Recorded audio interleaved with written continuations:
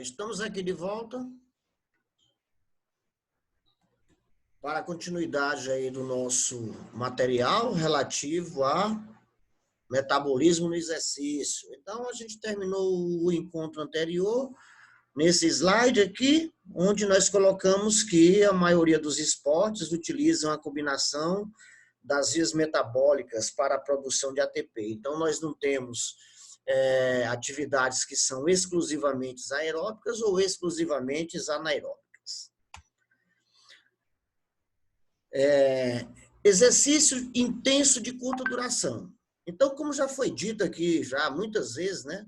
Exercícios de curta duração, né? Ou seja, aqueles de alta intensidade, como provas de 100 metros no atletismo, 50 metros na natação, que são provas de velocidade, né?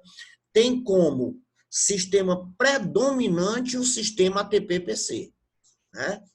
O sistema que utiliza a quebra do ATP para poder ceder energia para o trabalho muscular, e daí a fosfocreatina, ao ser quebrada, utiliza a sua energia para a ressíntese do ATP. Então, esse sistema, ele é um sistema que dura em torno de 2 segundos a 20 segundos. Certo?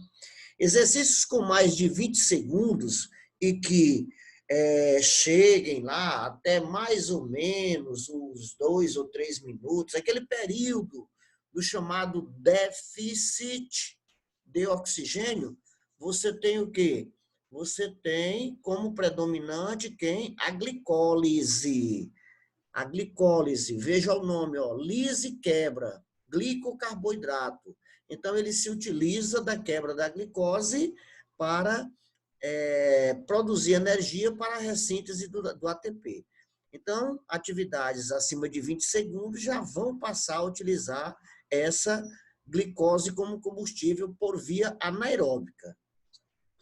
Exercícios com mais de 45 segundos, você já vai ter o quê? Uma combinação do sistema ATP-PC misturado com a glicólise, até você chegar aos 2 a 3 minutos, para que você possa utilizar quem? Mais especificamente o sistema aeróbico, que terá mais uma vez como combustível inicial os carboidratos. Exercícios acima de 10 minutos são considerados exercícios prolongados. Eles são o quê? Aeróbicos, basicamente, porém, aqui chama-se atenção. Inicialmente, o combustível que predomina são os carboidratos. Então, durante um exercício prolongado de baixa intensidade, ele pode ser mantido em estado estável, né? Que é aquela linha lá do gráfico da gente, aquela linha que se mantém constante, né? E esse estado estável de captação de oxigênio é que caracteriza o metabolismo aeróbico. Passando aqui para o próximo slide. Ainda trabalhando com o exercício prolongado, você tem o quê? Existem duas exceções a essa regra. Alterando o estado estável de captação de oxigênio, direcionando para cima o consumo de oxigênio no decorrer do tempo, são exercício num ambiente quente e úmido e exercício numa taxa de trabalho mais alta. O que quer dizer isso aqui? Essa situação em que você trabalha com atividades em ambientes quentes e de umidade relativa alta, você tem uma dificuldade em perder calor, certo? Você tendo uma dificuldade de perder calor, você vai ter o quê? Uma perca maior de líquidos, tá certo? E, consequentemente, você vai gastar muito mais energia no mecanismo de regulação da sua temperatura corporal, certo? Então, esse estado estável de captação de oxigênio, ele pode ser alterado, pois eu vou precisar de mais energia. Por quê? Porque a minha taxa metabólica ela vai ter que aumentar para poder me fornecer mais energia para que eu possa utilizar essa energia no mecanismo de termorregulação, certo?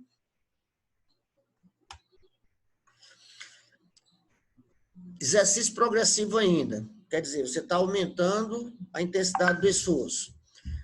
Exercício progressivo. Teste de exercício progressivo pode ser feito numa esteira ou bicicleta ergométrica. Aquele gráfico que eu mostrei lá em slides anteriores, onde eu coloquei aqueles hertz, 50 hertz, 75, e foi aumentando até 175 hertz. Aquilo ali é um exercício progressivo. Então, no exercício progressivo, que pode ser feito numa bicicleta ergométrica, pode ser feito numa esteira, nos estágios iniciais desse teste, a produção de ATP é através de quem? Do metabolismo aeróbico, né? Porque o indivíduo ele começa a atividade de uma maneira lenta e gradual, né? Então, o déficit de oxigênio vai ocorrer, mas ele vai entrar num estado estável sem adentrar inicialmente a uma grande utilização dos sistemas anaeróbicos. Então, nos estágios iniciais desse teste, a produção de ATP é através do metabolismo aeróbico. A captação do oxigênio ocorre de forma linear, até atingir quem? O VO2 máximo, que é o consumo máximo de oxigênio. Então, veja que no teste progressivo, você tem o quê? Aquele déficitzinho inicial, porém, ele não é tão grande ao ponto de você utilizar o sistema anaeróbico, certo? Em preponderância. Porque o exercício é progressivo, você está saindo do repouso e adaptando cargas lentas, né? E à medida... Eu acho que alguém aí já deve ter feito um teste de esteira, né? Você vê que começa lento e à medida que o médico vai aumentando a carga, você vai aumentando o consumo de oxigênio até o momento em que você chega ao chamado VO2 máximo, né? Quando você chega a esse VO2 máximo, aí o que acontece? Como o sistema aeróbico ele não é capaz de fornecer toda a energia de que você necessita, aí sim você vai complementar, certo? Com a atividade do sistema anaeróbico. E aí, nesse momento, você vai entrar o quê? No limiar de lactato, ou limiar do ácido lático, ou limiar anaeróbico, que seria a carga de trabalho ou consumo de oxigênio em que o metabolismo anaeróbico ele é acelerado. Então, como diz aqui, o limiar de lactato ou anaeróbico é o ponto no qual o ácido lático sanguíneo aumenta sistematicamente durante o exercício gradual. Fatores que podem explicar o limiar de lactato, ou seja, aquele ponto em que o sistema glicolítico está sendo utilizado com maior efetividade. Primeiro, oxigênio muscular baixo, né? O organismo ele não consegue fornecer todo o oxigênio de que o metabolismo muscular necessite para produzir energia naquela carga de trabalho, certo? Nesse momento você tem o quê? Uma glicólise acelerada, devido à situação de que, se você não tem oxigênio suficiente, você entra no mecanismo anaeróbico. E o mecanismo anaeróbico, à medida que ele acelera, ele passa a produzir o quê? Mais ácido lático, que é o produto final da quebra da glicose por via anaeróbica. Outra, quando você aumenta a carga de trabalho, se lembrem de quando nós estudamos músculo, nós vimos os diferentes tipos de fibras. Fibras lentas e fibras rápidas. As fibras lentas, elas são aeróbicas. E as fibras rápidas, elas são o quê? Anaeróbicas. Então, à medida que você aumenta a intensidade do esforço, você passa a se utilizar de fibras rápidas e, consequentemente, elas produzem mais ácido lático. E um outro seria o quê? A taxa de remoção do ácido lático reduzida. Por quê? Porque o ácido lático, ele normalmente, ele é removido durante a recuperação após o exercício. Se lembrem da fase lenta da curva do EPOC. Se lembrem, onde o oxigênio da fase de recuperação lenta é utilizado para a remoção do ácido lático. Então, nesse caso, a taxa de remoção do ácido lático ela é reduzida em comparação com a sua produção. Então, esses fatores eles podem explicar o chamado limiar do ácido lático ou limiar do lactato.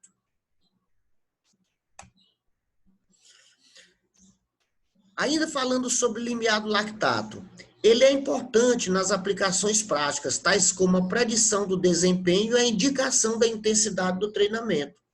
Então, os treinadores, eles podem se utilizar do limiar do ácido lático para que você possa promover a intensidade da carga de trabalho que está sendo utilizada durante aquele treinamento, certo?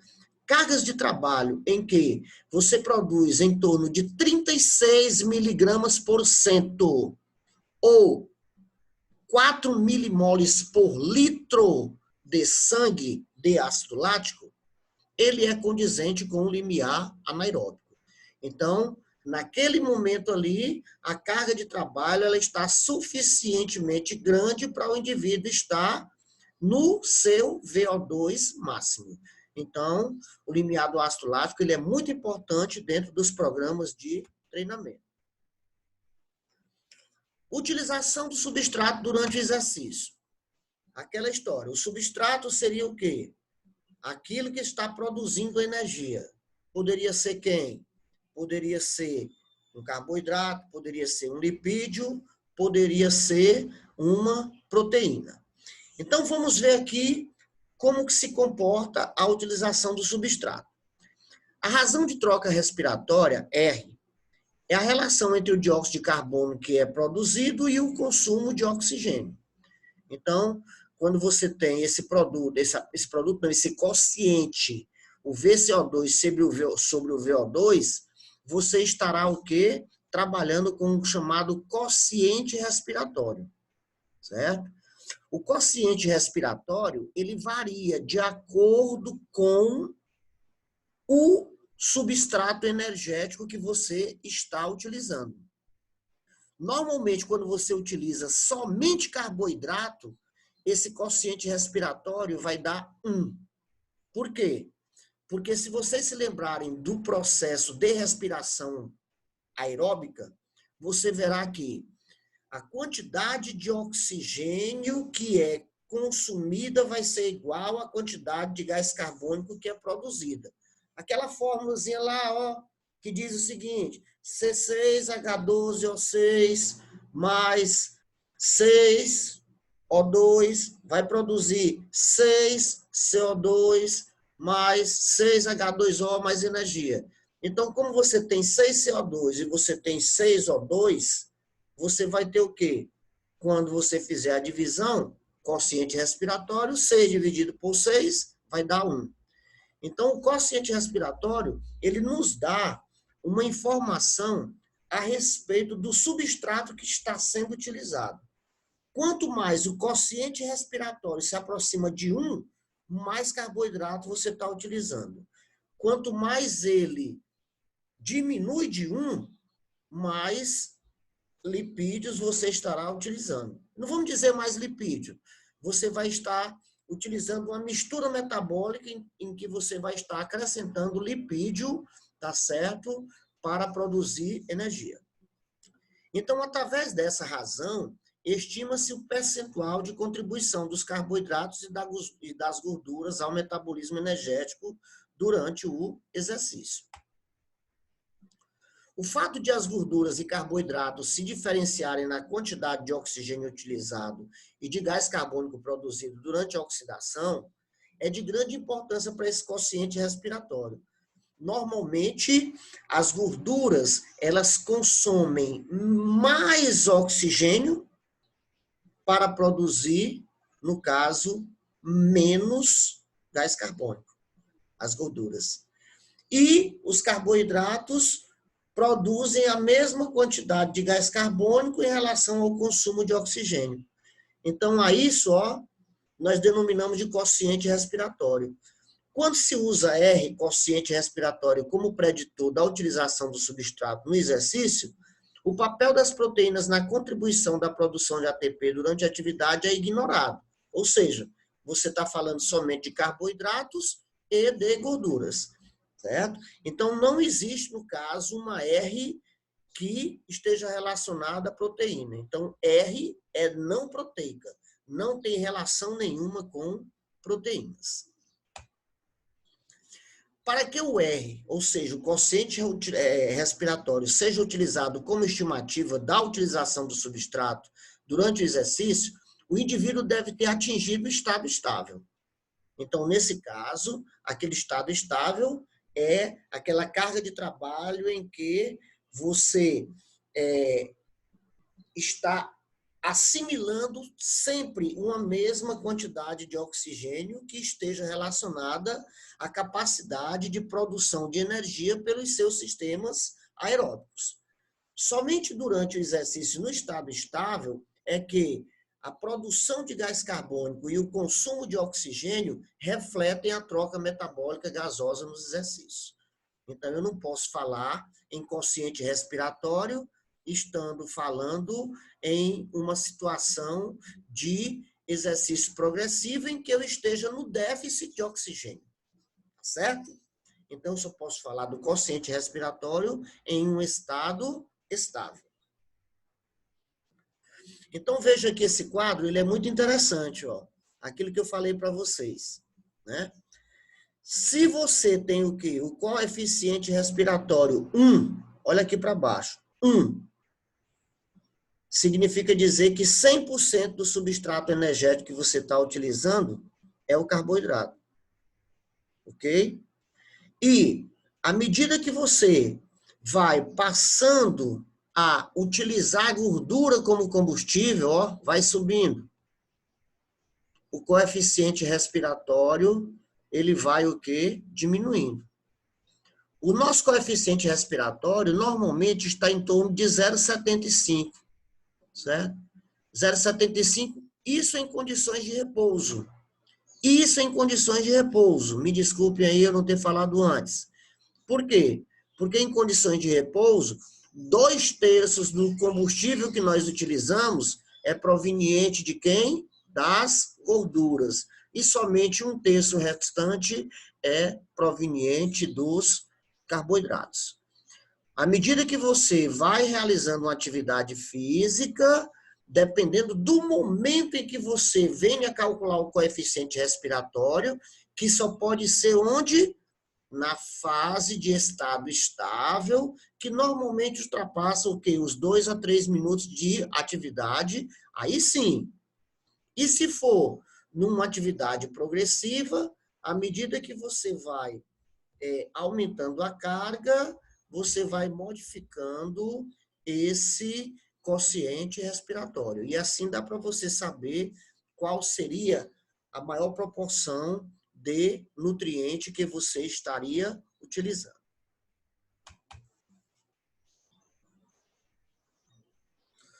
E o controle da seleção do substrato? Como é que ela é feita, pessoal? Como que ela é feita? O controle da seleção do substrato.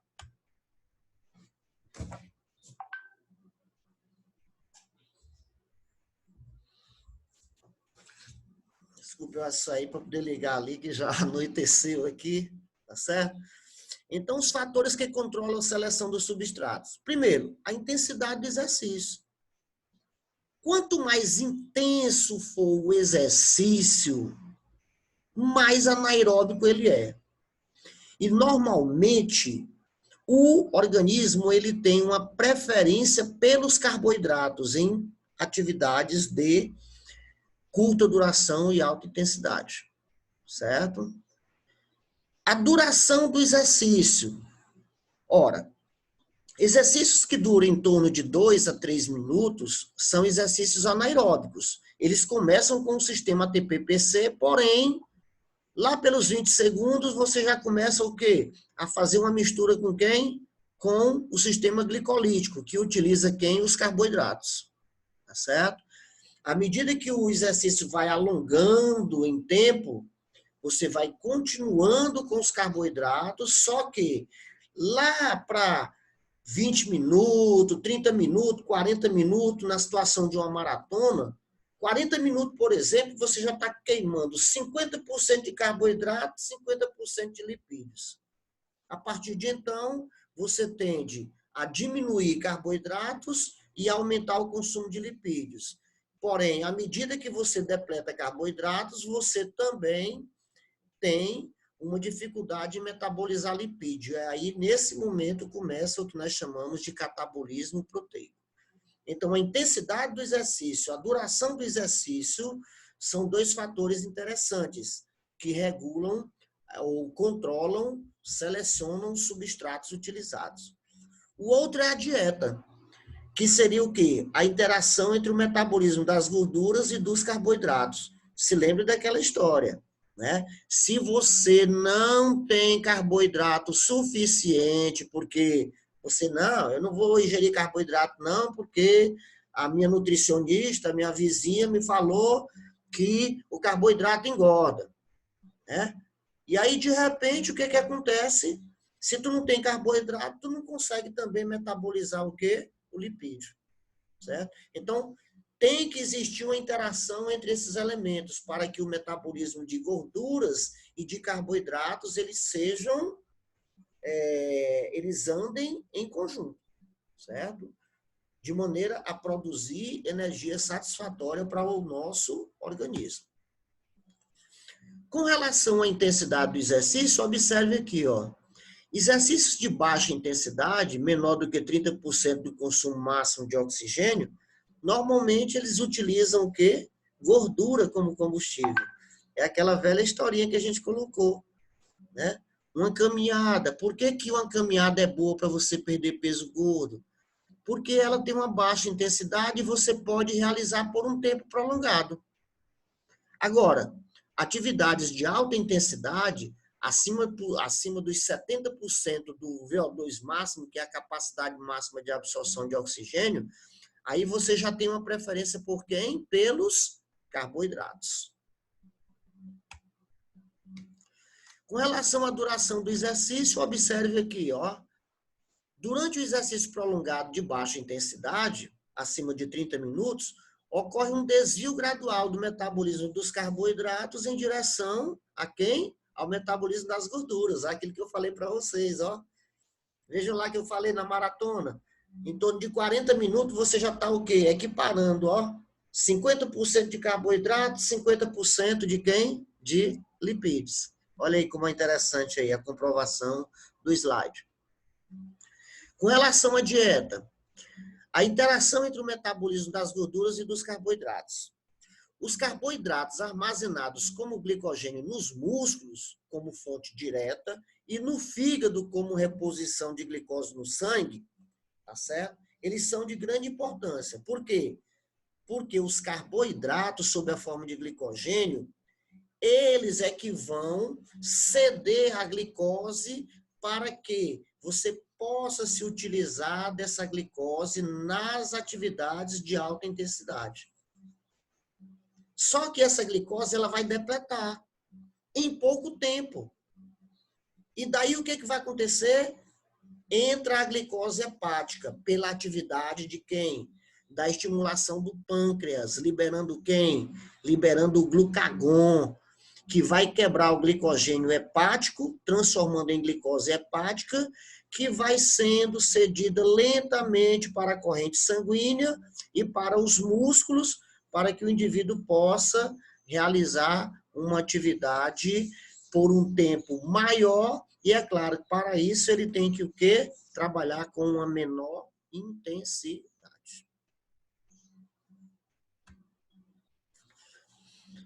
Ainda com relação à dieta, a interação entre os carboidratos e as gorduras. As gorduras, elas são as reservas de quando o indivíduo consome, alimenta-se, mais do que o que gasta. É uma energia adicional. Todo mundo sabe disso. Se você se alimenta mais do que aquilo que é necessário para você produzir sua energia, consequentemente, você tende a aumentar, como é que se diz, a quantidade de energia aumentada, desculpa, ela normalmente não é jogada fora, né? Elas são armazenadas sob a forma de gordura no panículo adiposo, nos adipócitos, e aí você tende a ganhar peso gordo. Um ganho de 3.500 quilocalorias de energia equivale o quê? A um ganho de 454 gramas de gordura. Pessoal, 3.500 quilocalorias. digamos o seguinte, uma cerveja tem, em média, 350 quilocalorias, uma cerveja. Você toma 10 cervejas, você tem energia que, se ela não for dissipada sob a forma de atividade física, você vai ganhar o quê? Aproximadamente meio quilo de gordura. Tá vendo aí como é que é a história da cervejinha? Cerveja engorda? Engorda sim. As gorduras, elas são estocadas sob as formas de triglicerídeos nos adipócitos, como eu falei, que são as células adiposas. Porém, uma parte ela é armazenada nas células musculares, sob a forma de quê? De ácidos graxos livres, né, que constituem os triglicerídeos.